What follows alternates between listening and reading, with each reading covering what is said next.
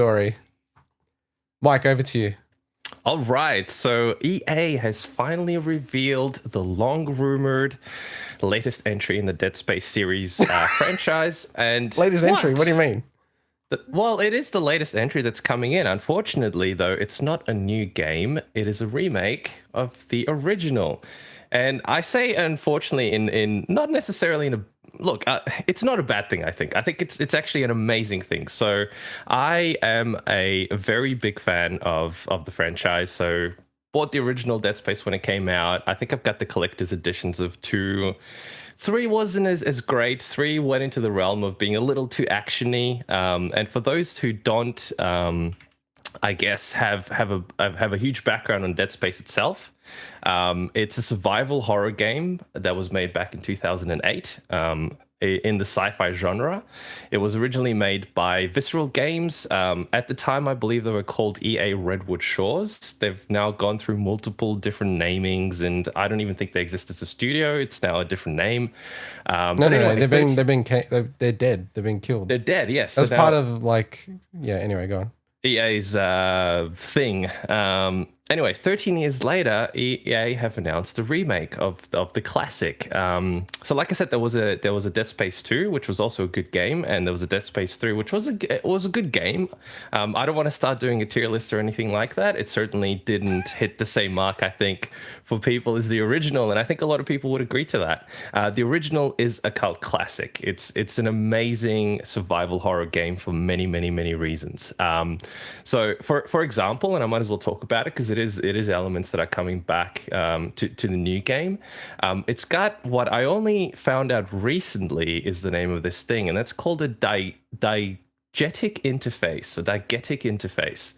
And that's basically an interface that doesn't have a HUD that kind of has elements added to the screen. The actual HUD. So I'm talking about stuff like the health bar, the ammo counter, the map, objectives, etc. It's all part of the game itself. So in Dead Space, to those who are not familiar with it, your health bar is actually a little strip on Isaac, who's the protagonist of the story, on his back. And it's a third-person survival horror action game. And that's how you know your health. It's not something you get as a number on the screen or anything like that. The ammo count appears as a little HUD element on your actual gun. And it's all little elements like that I think add to the immersion. And I'll talk about some of the improvements they're making to even something like that. The combat was absolutely satisfying. So it introduced this idea that it wasn't just about headshots. At the time, it was, hit the head for the weak spot. In this game, it was about cutting the limbs off, and they really pushed for that, and a lot of the enemy designs incorporated that, and it made the game really, really, really, really cool in that sense. And speaking of enemies, awesome variety, really cool level design, fantastic sound design. If you're into survival horrors, this thing was amazing. It was one of the absolute classics of survival horrors. So about the new game, what's changing? What are they introducing? So first of all, it's going to be exclusively for new generation consoles. So new gen is in Xbox Series S and X and PlayStation 5, as well as PC. So they're focusing exclusively on those, which means we'll hopefully see the same level of, polish as what we saw with something like Demon Souls. That was just an absolutely phenomenal remake of the original. Again, it's not a remaster; it's a remake in the sense that they're not just taking all the general stuff and up-resing the graphics or up-resing the textures, kind of like what they did in Mass Effect, I suppose, with a bunch of tweaks. They're actually rebuilding the entire thing from ground up in Frostbite, which is what a lot of EA titles are currently being run on. So they said that they started with having sort of the general design and the general layout of the original game, but they've overhauled everything. So they've overhauled the visuals, they've overhauled the sound, the animations, models, pretty much everything they said they've overhauled, because they want to stay true to the experience, but they want to really make a proper next gen or current gen, new gen, whatever gen title you want to call it now. But they did also say a few interesting things. Like, for example, they took elements from Dead Space 2, like the zero gravity parts, which were quite cool and quite iconic in that game, and try to integrate it into the original as well when they're remaking it, which could be quite interesting. They're also, talking about ray trace reflections and stuff like that, which is, I wouldn't say a given, but for a game like that, I think it could really benefit from it. And 3D audio, which is something that I think is perfect for a game like this. I remember back in the day, were you going to say something, Swinny? I was just going to say, when you originally wrote these notes, it said ray trade reflections. Ray trade. I'm like, I'm going to take a gamble that there isn't something known as ray trade. It's the next gen of ray tracing. And I'm going to rename it to ray trace because I know you have a habit of saying exactly what. He's like Ron Burgundy. I don't always. He's like Ron Burgundy. What it is. I do not. So a couple. Well, I wrote the notes because I want to talk about the notes. So you want to talk about the notes, okay? Well, as in like there's a reason, there's a method to the madness of my notes. So in improved graphics, improved immersion. I think what you'd get. I had the opportunity to play it in 5.1 originally. I think this game would benefit greatly from using headphones. I remember playing Alien Isolation, which survival horror as well, sci-fi as well. You can make a lot of comparisons with it. Of course, much slower paced than Dead Space was. And I played that with headphones. And oh my God, the immersion is just fantastic at 1 o'clock in the morning by itself. I didn't realize the original. So you talked about the engine, how it's using Frostbite. So I just looked up. I'm like, what was the first Dead Space built on? It was actually built on the same game engine that Redwood had designed for the Godfather game. Oh, wow. It's such a weird kind of mix to go from using the same engine from the Godfather to Dead Space. But hey, it was obviously clearly a good engine at the time. What's that that game series that talked about the Ars Technica one? There's an episode on that. The Ars Technica game design ones where they have the different developers. Why did you say anything, Swinny? Why did you say anything? Hey, why did you say anything? What? No, I'm interested. Is that not... I'm interested in it. I just kept hearing you say Ars Technica. Ars Technica. So on the Ars Technica, excuse me. It's all about D and Rs. That's right. That's the theme of this week. So they've got a really cool segment which you guys should totally check out on the original game designer, I think it was, or the producer, I forget who it was exactly now, that worked on Dead Space. And he talks about some of the challenges of building the game and level design and stuff like that. So totally worth checking out. Glenn Schofield, right? I don't remember his name, unfortunately. I'm really bad with remembering people's names. So one cool thing that I think they talked about as well is that you'll be able to play it seamlessly from start to finish. So the original game had a few transitions, but like I mentioned earlier, it had that diegetic interface that also added to elements like not needing to pause the game. So for example, if you went to a terminal or you wanted to check your map, it would kind of bring up this sort of holographic thing to look at. It wasn't, an interface or a menu that took over the screen.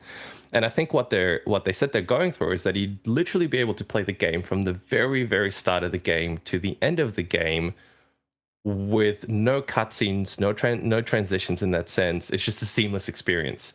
And that takes advantage of the new gen hardware as well to be able to do that. So talked a bit about how they're looking at refining the story and making improvements based on, introducing things that came in later games to try to make the game a bit more cohesive. They were very specific about no microtransactions, which I think is fantastic. Was it? It was number 3 that had the biggest issues with that, wasn't it? Oh yeah, it was definitely number 3. I think that's the reason why it became too actiony, microtransactions, all sorts of stuff that people didn't really like as much as the original. The original was just a gem of a game. And one thing that I found quite interesting as well is that they said they never really did this at EA before, that they took feedback from the community and they're actually actively getting fans and reaching out to them, like really dedicated fans. I guess I didn't make the cut, that to get feedback and improvements on the game and have an open conversation about what works, what doesn't, etc. And I think that's a really cool process. So I'm personally really looking forward to this one. It's an interesting choice to get out there straight away with the no microtransactions, given that EA Motive has previously worked on Battlefront 2. It's just like it's kind of like, to me, it's almost like just it's a reminder of the horrible state that game was in. I know they weren't, obviously they worked on that together with DICE and Criterion, but I don't think Star Wars Squadrons had any microtransactions from memory. I think unless there's something that I'm not sure about, but that's the only other game that EA Motive has worked on. So yeah, with Squadrons, they've also said they're not going to add any content, any DLC, anything to the game. Like they wanted to be really clear. It was like, this is the game. The game's done. We're not adding to the game and we're moving on. So I think if you park all the history of EA are like one of the more reasonable studios around microtransaction these days. Like, you know, yes, you got like the big games like FIFA Ultimate Team and stuff like that. But, you know, for a lot of games, I think that people were feeling like we're seeping into single player games like Ubisoft. Like you know, hey, I got to pay to get experience faster, stuff like that. I don't think EA has been doing many things like that recently. That was kind of my reaction, Mike. Like, you can't separate the FIFA Ultimate Team from the EA. Sorry, like, to say they're one of the more reasonable when they're probably the one of the worst, I think is a bit rough. They're I know what you're saying. Trying to be better outside of the sports games. I know what you're saying. Yeah, they're trying to be better with that stuff, I think. But it's choice, right? It's choice. Like 2K are terrible. Ubisoft are terrible. Like other companies are terrible with this stuff. But to me, FIFA Ultimate Team is still just like, that is the king of of loot box microtransaction style stuff to me still. I think mobile can't be defeated in that space. But sorry, I'm talking like kind of like console. I think we're doing a mic and digressing a little bit here, but. Yeah, look, like the overarching point is 100% correct that EA has a bad history and a bad name now because of this. And it does seem like with Squadrons, they were so clear about, you know, there's nothing extra. We're not going to be charging things down the track, rah, rah, rah. Like, this is the game. If you buy it, here it is. So, yeah, they're very hypersensitive to that kind of stuff. I was trying to see if I could just find it quickly then. But I saw that. You're looking for Dead Space, right? I've still got the first Dead Space sealed from 360 that I've never played. Hey, it could be worth 1.5 million soon. Yeah. I'll go get it graded. Keep it. No, because the reason I never played it is because the same reason I don't play a lot of the Resident Evil games. I'm a wimp. And I don't horror and me because they're not RPGs. No, horror and me just don't mix. Like I enjoy watching like other people play that stuff, but I just don't like playing it myself because I just get too tense. It's just Swinny, just not the thing for me. If we get to 10,000 subs, and we should also shout out, we got to 250 subs. That's pretty cool. Yeah. If we get to 10,000 subs, would you play Resident Evil 7 in VR mode? No. Come on, play ball. No. That's weak. I'm not even gonna. I'm already giving out a free mouse mat. Come on, you gotta help out here. No, I'll stick to my Chemco games. Thanks. Okay, not in VR. Not in VR then.